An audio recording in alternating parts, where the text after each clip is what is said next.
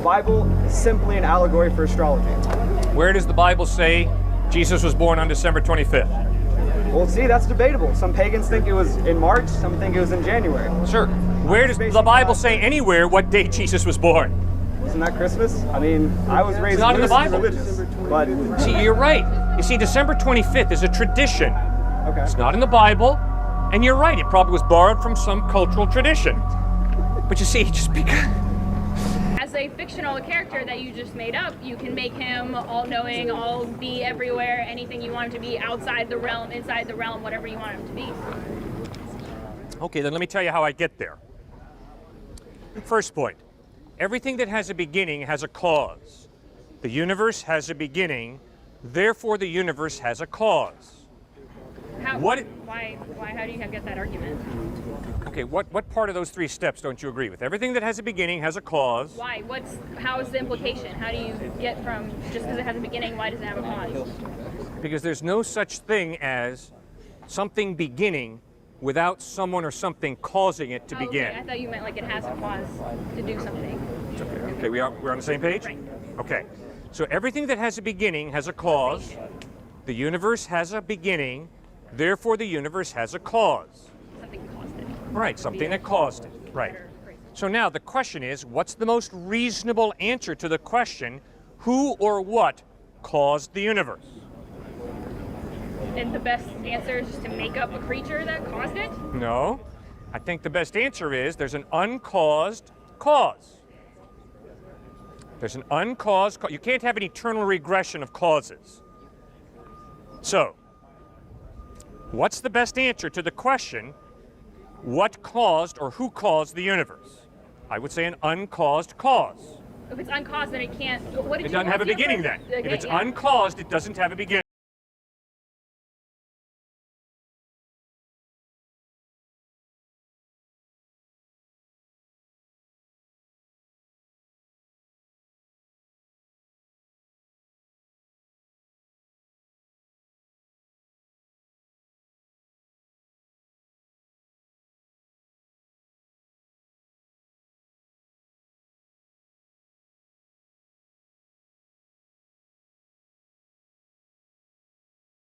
I, for one, am an agnostic. Good.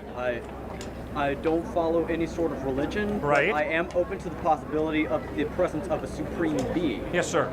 So, what I'm asking is, think that what makes you so sure that the thing that created the universe, the thing that created love, our conscience, is the Christian God that you worship? Have you ever considered the possibility that it's caused by a supreme being that's completely different from Yes, sir. the thing that's in the Bible? Good point. All right, I'm going to take it one at a time. You step forward and said, I'm agnostic. Sure, I think that's an intellectual option for you. But practically, it's impossible to live it out. Why?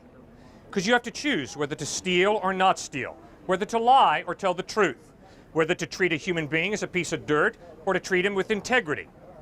And your ethical decisions every day show that you're not in suspension. I don't know, I don't know, I don't know. You have a worldview. And your worldview determines whether you steal or not steal, whether you lie or tell the truth, whether you rape or don't rape, whether you cheat or tell the truth on an exam. So although agnosticism is an intellectual option, I can say I don't know. I have to live my life every day. And the ethical decisions that I make every day show my worldview. He's dirt. Why is he dirt, Cliff? Because he's got a beard. All guys with beards are dirt. You got to be kidding me, Cliff. Oh, well, sorry, that's my opinion. Well, guess what, Cliff? You do have a worldview. And if you view him as being dirt because he's got a beard, you got a pretty trashy view of human life. See what I mean? Right. So, you have a worldview. You have a faith of some type. You're not purely agnostic. Because you live a certain way, don't you? Sure. Yeah, well, you're living for something. You're a pretty motivated person. You're not here by accident. At least I don't think Texas State accepts students by accident. I think you have to go through a fairly rigorous application process. But I'm saying, just as far as my belief system goes, I Yeah. don't know what that thing is. So it's not like, you know, like, that's my question, like, have you, Yeah. what makes you so sure that all that is caused by the Christian God? Good. We'll get to that. Don't worry. I promise you we'll get to that. But you see, I'm trying to make the same point I was trying to make to this lady, which is you can say, I don't know whether God exists or not. I'm agnostic. But the way you have to live your life every day shows the value system that you've embraced. You know, is this guy valuable?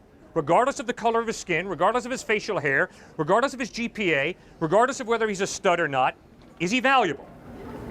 Put on this earth for some reason. All right, if he's put on this earth for some reason, who put him here and what's the reason? I don't know. I don't know. We don't know. Okay, but how are you going to treat him? The way you want to be treated. Okay, the way you want to be treated? You set that example, though. Okay, the way you want to be treated. Okay.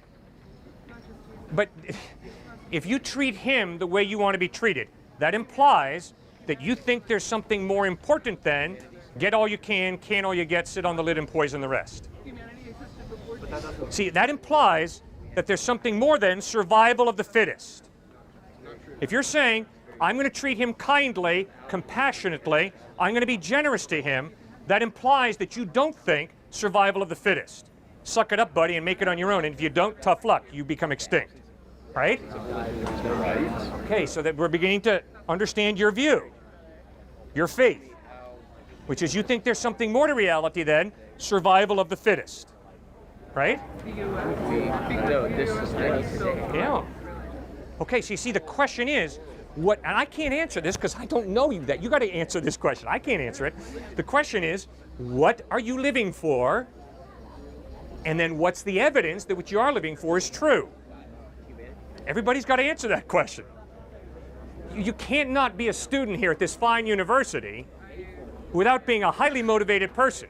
Okay, all you got to ask yourself is, what motivates me? What am I living for? Why do I do what I do? Okay, now, I'm standing here saying the evidence of the way he lived, taught, died, and rose from the dead, the evidence of the way Jesus Christ describes reality, this man right here, is so solid that you should put your faith in him.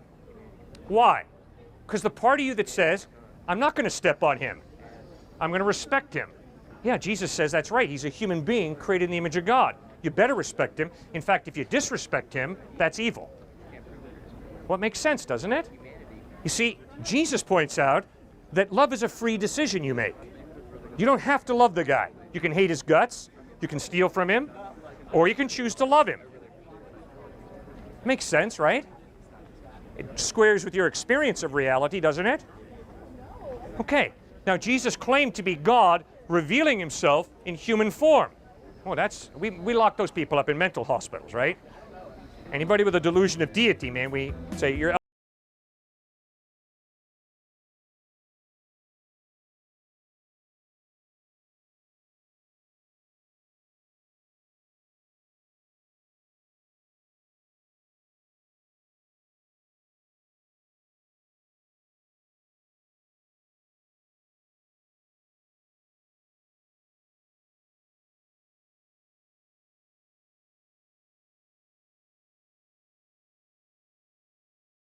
You're standing out here. I really respect you, but I heard you quote Hitchens earlier, and I don't know if you know about him, but like he likes to bring out the immoralities in the Bible. Yeah. And I was curious how you justify it. Like, I mean, like with the patricide, genocide, slavery, and it's all condoned by God. Yeah. Christopher Hitchens and others like him make a horrible mistake in the way they approach the Bible. I would never treat the Quran the way they treat the Bible. If a book records evil deeds that people do, and I automatically conclude this book is saying go out and do likewise, I am intellectually dishonest. The Bible records evil, not saying go out and do likewise. It records it in historical narrative, and it does not say go out and do likewise.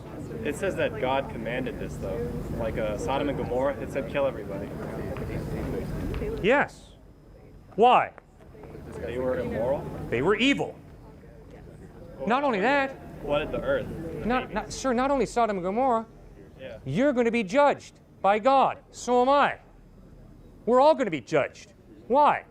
Because God gave us free will, which means we are responsible for what we do, which means God's going to judge us. And He's going to judge us because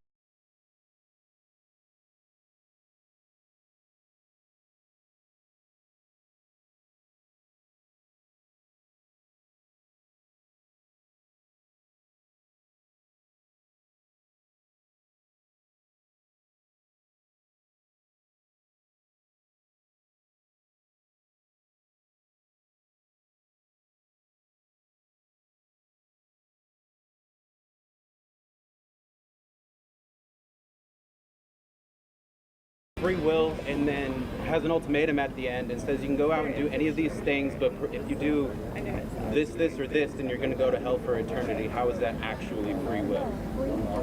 Okay. Do you understand that if you flunk enough of your courses, you're going to be kicked out of Texas State? I'm not saying that there shouldn't be consequences for your actions. I'm saying if God says you are able to do whatever you want, but then limits what you are actually allowed to do, then that it's not free will, in my opinion. All right, and obviously I disagree, and you know why. Because Texas State is not depriving you of free will when Texas State University informs you that if you flunk all of your courses, you're out of here. All Texas State is doing is saying there are consequences to your taking exams and flunking them. And the consequence is you're out of here. They are not depriving you of your free will. God is not depriving anybody of free will by saying, if you choose this course of action, there are going to be consequences. That's not depriving someone of free will. You know, I was at MIT. And an MIT student tried this one on me. And because I was at MIT, I was saying, wow, maybe I don't understand something. He said, I'll tell you why we don't have free will. Because if I go to the top of that building, Cliff, and if I walk off the edge, I can't walk over there. So I don't have free will. And because I was at MIT, I was, oh, wow. I don't understand. I got to go back and study that one.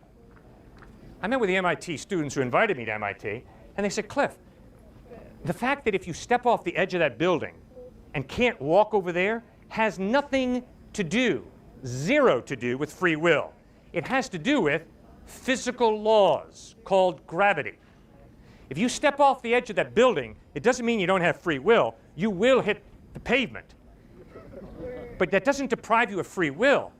It's a physical law of gravity that will suck you to the ground. Similarly, sir, just because there are consequences to my little boy knocking his glass of grape juice all over my white carpet, called a spanking, doesn't mean that I'm depriving my little boy of free will. Son, there are consequences. If you backhand that glass of grape juice all over my carpet, I will spank your little bottom.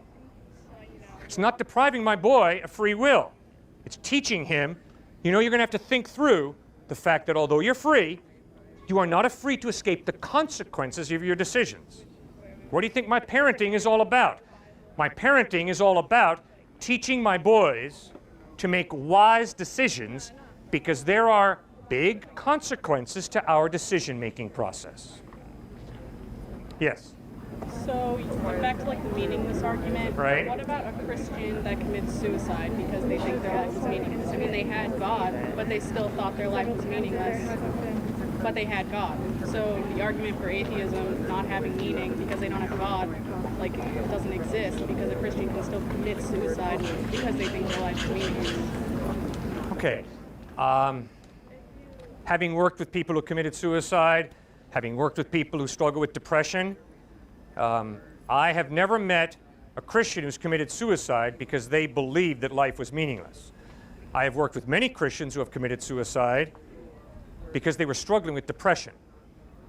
And their thinking was so twisted and the depression was so deep that they got to the point where they committed suicide. But when you put your faith in Christ, spiritually, intellectually, you understand my life is not meaningless. My life has been given me for a purpose. But when depression hits, that's painful. And often there's a physiological reason for depression. And yes, followers of Christ commit suicide. And it doesn't mean they're going to hell, they're going to heaven because they put their faith in Christ. But ma'am, depression is a painful, painful mental illness. And it hits Christians and it hits atheists. But a Christian, a follower of Christ, understands my life is not meaningless. But it doesn't mean they're going to escape the pain of depression because of a biochemical mix-up. So, speaking of like psychological disorders, then schizophrenics hear voices and think they're talking to people, right? And I don't mean to be disrespectful, but no, you're not. Go ahead. Catholics and Christians also think that. Yeah. Yet they condone that schizophrenia is wrong and that they need to be put in an asylum, even if they aren't harming people, but yet they can talk to God. So what's your point? What's your real question? Like, why is that considered different than schizophrenia? Like, you're talking to something that's not necessarily there to other people. Okay, when I pray, I'm talking to God. That is totally different from schizophrenia. How?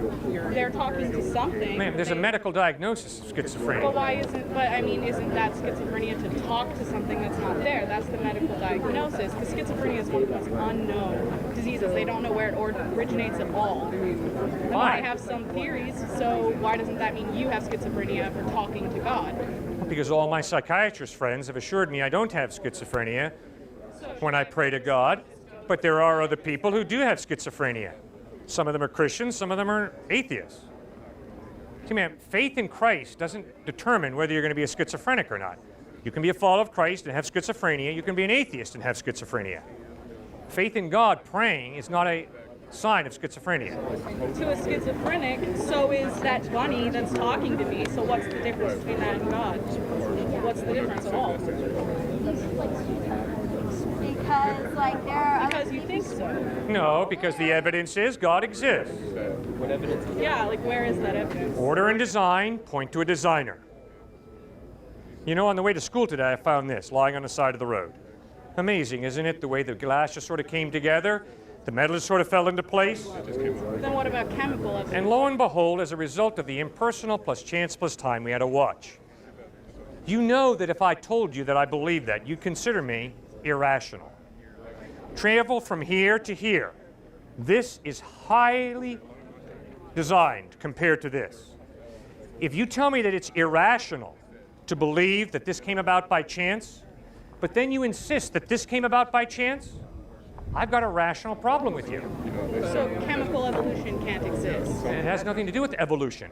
It has to do with chance and fate. It's where chemicals randomly came together to create atoms, and then atoms created like molecules and so forth and so on to eventually create humans. And there's a lot of basis behind that. So how can chemical evolution not exist? The question, is there an intelligent mind behind that chemical process, is not a scientific question. I'm sorry, ma'am, you're in the wrong class. When you talk about a mind behind the chemical process, you're not in science class, you're in philosophy class.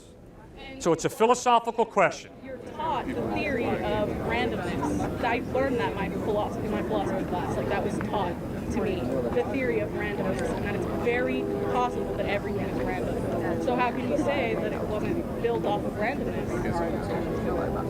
It's very simple. You cannot live your life based on randomness. Why? Why? Because you'll flunk every test, because you won't study. You just randomly go in. Because you'll give your money to the wrong people. You just randomly give your money to people. Because you'll never develop a talent. Because in order to develop a talent, you have to discipline yourself. I tried to play major college basketball. It was really hard for me. Why? Because it's really hard to get a ball through a hoop 10 feet off the floor, especially if you got someone guarding you. So I had to work hard to develop my coordination, to shoot, to put a ball through a hoop. So what about people that don't need disciplines to be good at something? Isn't that random? Isn't traits and things that people have that they're especially good at, like good musicians that can just hear music, like that's not discipline, that's random. Okay, fine. And not everyone can do that. Some of my best friends play at Carnegie Hall, New York Philharmonic. I can promise you, ma'am, there is no talented musician that doesn't know the importance of discipline. None of them. And if you're trying to argue that someone just walks into Carnegie Hall or New York Philharmonic just by chance, they just sit down and play, no, ma'am. Doesn't happen.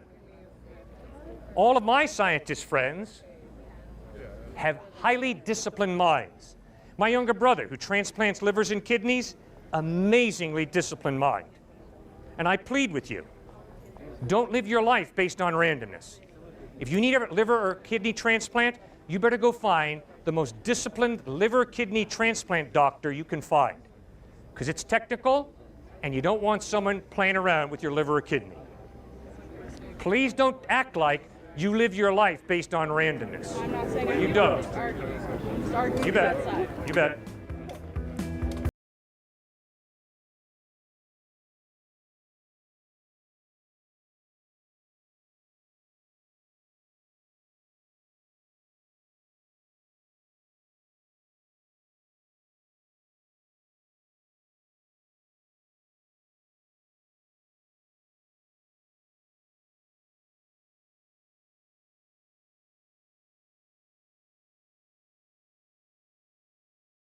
Hundreds of years.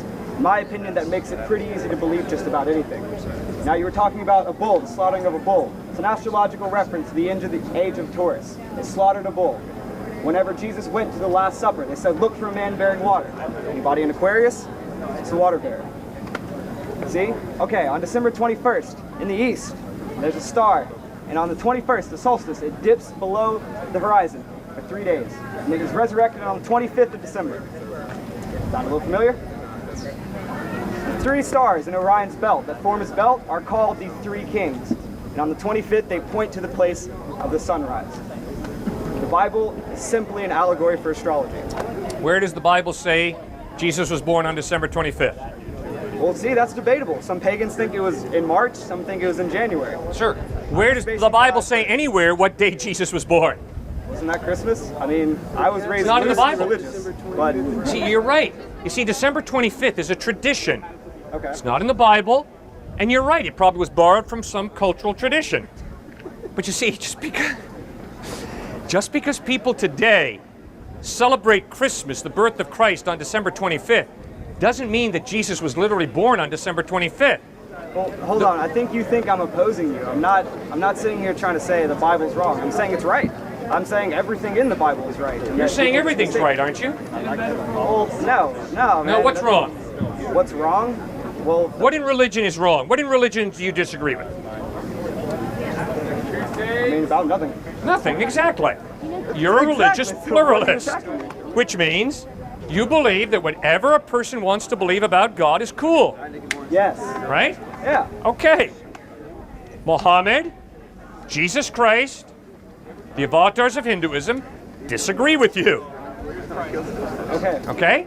So remember, what you're saying is that the majority of people on the planet who follow Christianity, Islam, and Hinduism are wrong. What you're saying is you have it right. No. Can anyone vouch for me? Did I say they were wrong? I think you're talking about what I'm saying, not what I mean. I don't hate anyone. I have no problem Never with said you religion. hated anybody. I don't hate I don't people think either. anybody's wrong. It's not the point. I don't know where you got that from either. Because when I asked you, is there any religion that says anything that's wrong, you said no. Which is good, I understand. So you're saying, if you believe that God is the tree, that's the same as saying Jesus is God. Everybody's right. And I'm saying no, that's nonsensical, that's irrational. As a follower of Jesus, I do not believe this tree is God or part of God. The Hindu does, and that's where the Hindu and I disagree. It doesn't mean we hate each other, but we have a different view of reality. Okay. Siddhartha Gautama Buddha never once talked about God. Jesus said, this is eternal life, that men might know you, the only true God, and Jesus Christ whom you've sent. So Buddha and Jesus, on some points, contradict each other. So they're both not right, because they contradict each other. Okay. So I'm failing to see the final point. Like, All right, I didn't follow your logic at all. I'm gonna be really honest. okay. Hi, I'm Cliff. What's your name? Philip? Harry. Matthew. See, not only am I being rude to Thomas, but I'm being incredibly arrogant, because I think I know his name better than he does. If I pursue that, I'm never going to have the privilege of getting to know Thomas. In order to know Thomas, I have to be humble enough to allow Thomas to be Thomas. He's not Philip, he's not Matthew. Okay, so I think I get this as a metaphor. The name is a religion, I'm guessing. You have to open your eyes to it and let it come into you. Is that correct? No. In the same way that I have to allow Thomas to be Thomas, if I'm going to get to know Thomas, I got to do the same thing with God, which means either Jesus is a liar or he spoke the truth. I am convinced due to the evidence of his lifestyle, the way he treated people, he didn't hate anybody, just like you, due to the evidence of his ethical teaching, Sermon on the Mount, due to the evidence of the way he died, loving and forgiving his enemies, and most importantly, due to the fact that he rose from the dead, he's the truth. I think I found our point that we agree on. What do we agree on? You're saying, okay, you know, Jesus, or I guess God says Jesus is a human representation of God, correct? No, not it. He's God in human form. Okay, so what if I'm the universe in human form? Okay. Could we equate possibly this undenying force behind the universe? I mean, the universe went from the size of a baseball to the size of the Earth in a billionth of a second. Okay. Okay, so could we equate the universe with God? So you are God in human form. You know, maybe I am the universe in human form. Do I have to differentiate God as other than myself? Not if you're Hindu. I think you've expressed Hinduism very well. There you go. We're all part of God. But Jesus contradicted that. Okay, Jesus says there's one creator God in three persons, Father, Son, and Holy Spirit. Our problem with Hinduism, the idea that everything's part of God, is just this. I walk up, punch his lights out. All right?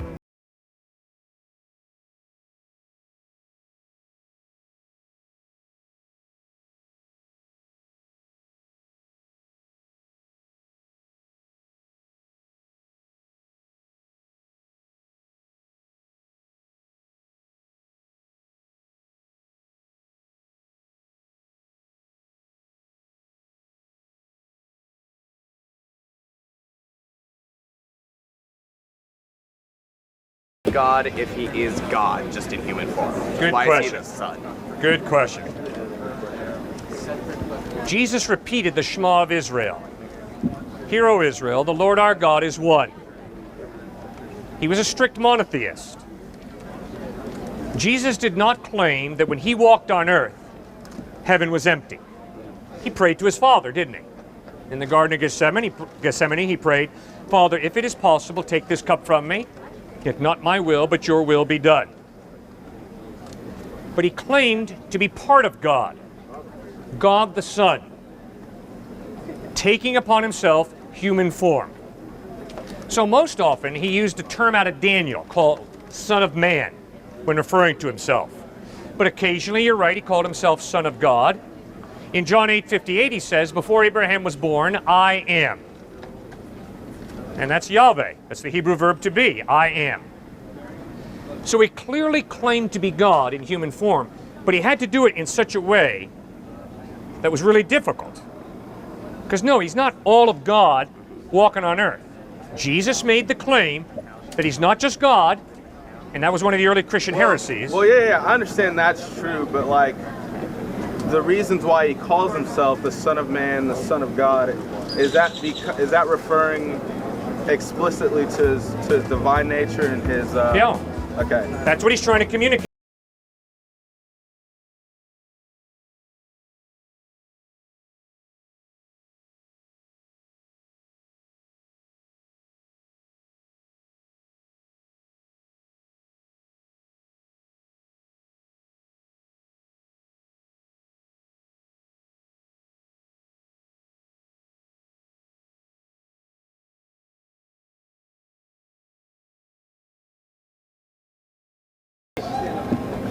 First, do you believe that humans have souls? Yes. Okay, then if our physical bodies exist within time, do our souls exist outside of time? Are our souls separate from our bodies in the sense like God, they exist in past, present, and future and can see all of that? Fascinating question. Thanks for raising it. I think the scriptures communicate quite clearly that your soul is in time. A word that I like to use to describe soul is personality, the real you. The real you is one of the reasons I believe God exists. Because if there is no God, there is no real you.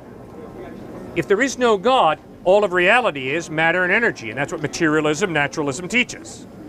Which means, what I call you, if there is no God, is simply biochemical reactions going off in your brain. See, my experience of life is, there's a real you. What do I mean? I mean, you can choose. You can choose to call me a blankety blank blankety blank, or you can choose to respect me, and vice versa. That free will that you have, that I have, convinces me you have a soul. Simply meaning by that, when I analyze your biochemical makeup, I haven't told the whole story. There is still a person, a soul. And I think one of the clearest pieces of evidence of that is free will. Does that make any sense? Yeah, that definitely makes sense. Do you believe in heaven and hell? And if so, do you believe that heaven and hell are infinites? Are they intrinsic? Okay, do I believe that there will be a heaven and hell? Yes. Why? Not because I visited either, but because Jesus Christ promised heaven to all who trusted in him, and he warned about hell for all those who rejected him. Now, he did not give us a photograph. And I do not agree with people who like to give you a photograph of heaven and a photograph of hell. I think it's intellectually dishonest, because Christ didn't do that. Yeah. But he did talk about heaven as an incredible existence with a real body and soul reunited. He talked about being with God. He talked about being with others. I was debating a philosophy professor at Cal State Chico in Northern California, and this woman stands up and says, you know what really bugs me about Cliffe's view of heaven? Jesus and the Bible never tell us what age our bodies will be in heaven. So I never knew my grandma as a young woman. So if my grandma has a body of a 30-year-old, I'm not even going to be able to recognize my grandma. Yeah. It was my turn. I said, ma'am, I could give a rip about the age of my grandma's body in heaven. I just want to see my grandma. Yeah. You see, people get all mixed up in trying to be more specific or trying to just blow everything apart and say, nothing, it's all true. No. Jesus Christ was a real person. He taught in language that you and I can begin to understand. No, we're never going to know God totally. My mom's dying of Parkinson's right now. And my mom will look into my face and say, Cliff, tell me about heaven, would you? And I would tell her about heaven. And then she'd say, tell me more. And I'd say, Mom, I'm sorry, I can't just make this stuff up. You know, and Jesus and the Bible don't reveal exactly the dimensions of heaven and exactly what it's going to be like.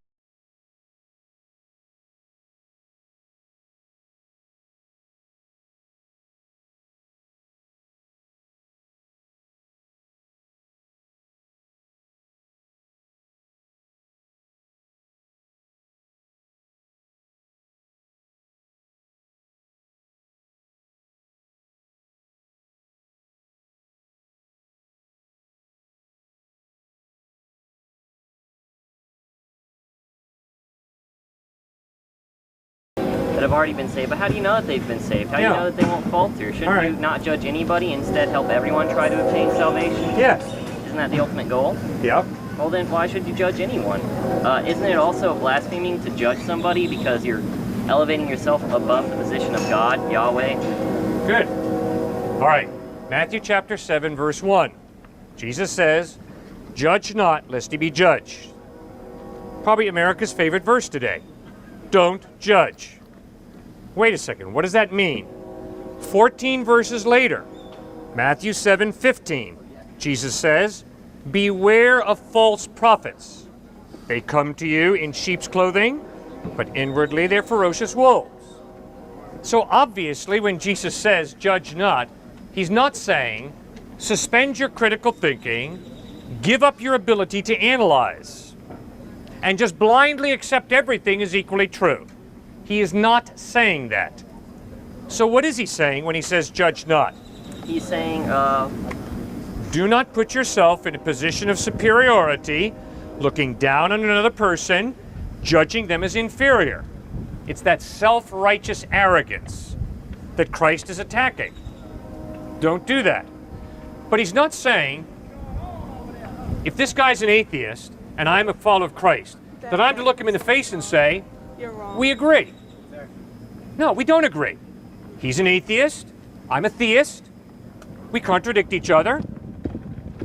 I'm not to look down on him and say, you know, you are really stupid to be an atheist. No.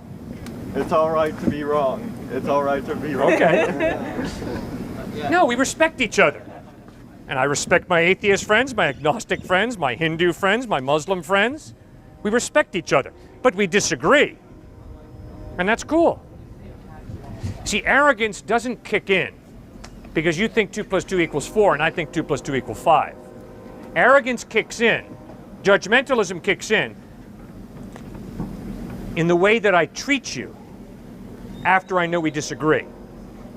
If I view you as inferior, as dirt or whatever, that's what Jesus is saying. No, you don't do that. Make sense? Yes, sir. If you disagree with your, you've got these friends and they're, from all different religions and everything, do you believe that those people are going to hell? Okay. Even if they're your friends? Like, if they're your friends, like...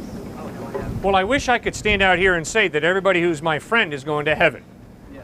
But unfortunately, I'm not the one who says who goes to heaven, just my friends.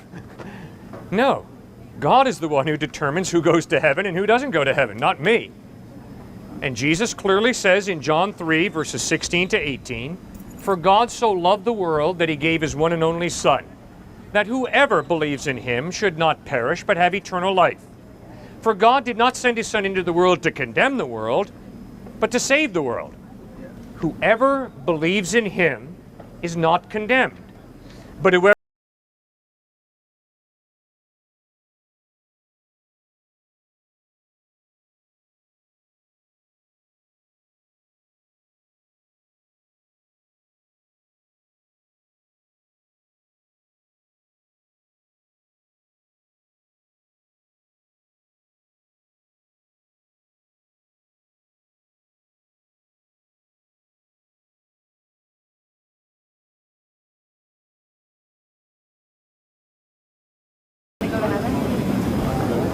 No.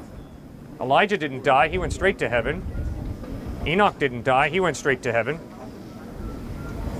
But the majority of us die. In fact, the statistics on death are overwhelming. 1 out of 1 die. And I have another question. You know how in the Bible it says that God has our life plans, like he knows when we're going to be born, when we're going to die, what we're going to do. Right. What do you think about like murders and rapists and killers? Like, why does that happen? Yep. God gave me a hand. He gave me a free will. Because I have a free will, I can use this hand to take out money and give him money for dinner. Or I can take this hand, roll it into a fist, send it crashing into his handsome face. God makes me do neither. I choose. That, ma'am, is why there's going to be a day of judgment. Because if I choose to go around hitting him, God will hold my butt responsible for that, and he will judge me for it. Right. The day of judgment is a clear statement. Cliff, you got a free will. Use it carefully. Because I will answer to God for whether I respect the man or whether I degrade him. And if I choose to degrade him, verbally, physically, whatever,